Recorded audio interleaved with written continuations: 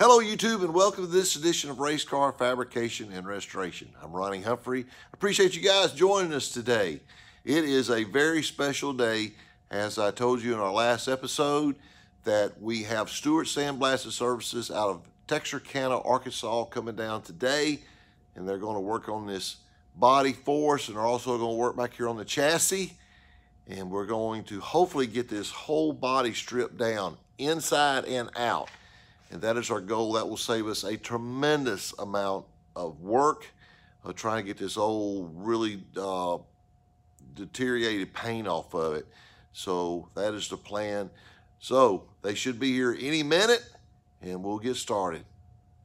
I'm not sure where they're going to want to do it. Hopefully we can do it right here on this concrete pad in front of my shop. So I put a couple of supports on my dolly so that they won't flip out. We had one come out from under the body the other day, and it's kind of a disaster. So we got these tied in, so we'll get it rolled out here, and hopefully we can do it without having to get out in the rock.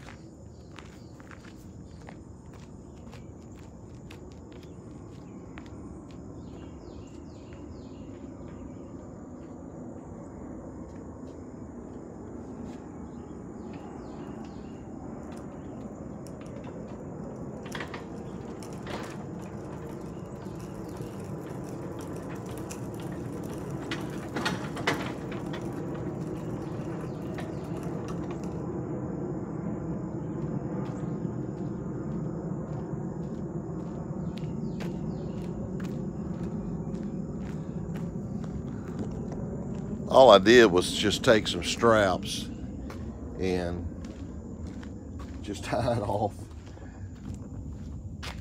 Not very high tech, but at least that keeps that roller stand from flipping back and forth. Then we'll take it off whenever they start sandblasting. But that's the first item of business. Now I've got to get the chassis on this roll around cart there. I gotta get it down so we can have it next in line.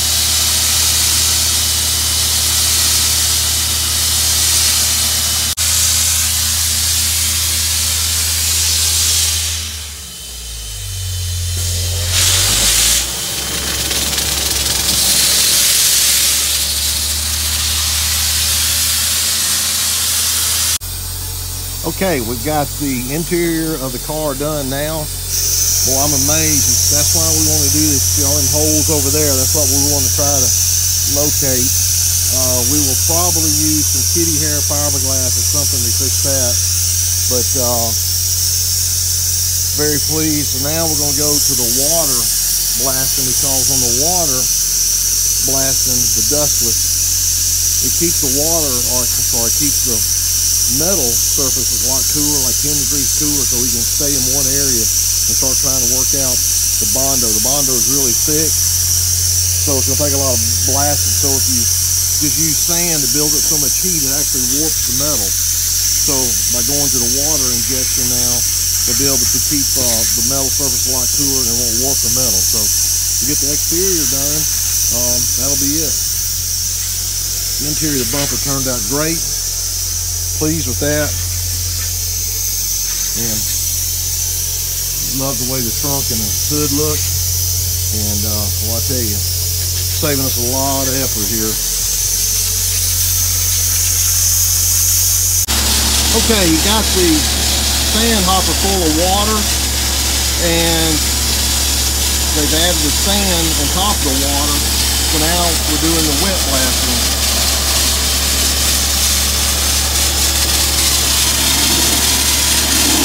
It's going to be a lot more messy, but hey, to protect the metal, that's worth it.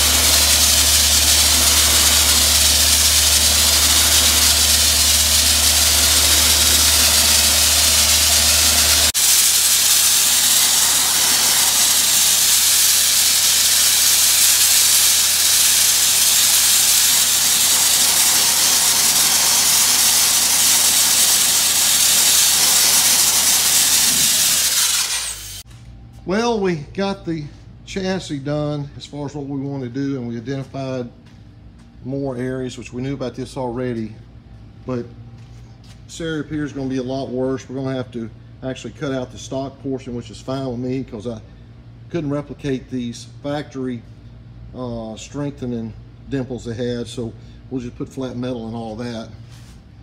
On the other side, over here on the driver's side, we found out that it's rotting a lot further forward, so we got to cut another piece all the way up to above that bar there. You can see we did get this cut in with primer, so now we can go ahead and weld the battery box in. This place here is just going to come, no idea. This, there you go. See, that's just very holy, very religious, very holy. So we'll have to take that whole piece in. It ended up being a whole lot more work than they thought.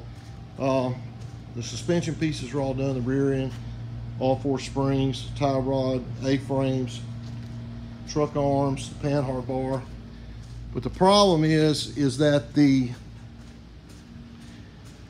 Bondo was so thick and the decals on the body, they actually ran out of media, and I was only able to get one side done. My gracious wife is helping, trying to get some of the Bondo taken off by hand, but it took forever. I think he's got almost an hour and a half in this one side, and at $200 an hour, I'll let you do the math. He's got to come back tomorrow. Janice is trying to take out, trying to save me some money. I appreciate that. So we're just going to pop out all this stuff that we can right here, but we still got to do this side. But all the inside's done, so that's good. And he put a prep on it that's a sealer, so it's good for 72 hours. We'll probably just put a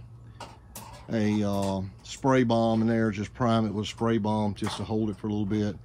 But anyway, that's where we're at, and we will continue this project tomorrow.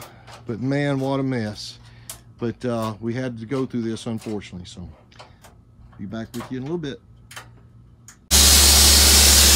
Okay, we're back at day 2. And as you can see, he's got the roof going on now, and we just got to do a couple other pieces and we'll be done. So we'll get the back here, and we'll be finished up with this thing. I appreciate you guys watching this episode. Man, this was a tough one. Let me tell you, it's the biggest mess. I wish I had shot some video of the front of my shop. It's about 2 inches of sand and actually glass beads from the media blasting, but we got her done, got her car cleaned up. Thanks to my wife who gave me a big hand out there and cleaning everything up. Guys, thanks for watching as always. It's only upward from here. I think we've hit the bare bottom now, so it's only upward out of the valley from here on out. Appreciate you guys watching as always. Don't forget to subscribe if you haven't done so. Tell your friends about us. I sure would appreciate it. Have a fantastic week, and we'll see you next time on Race Car Fabrication and Restoration.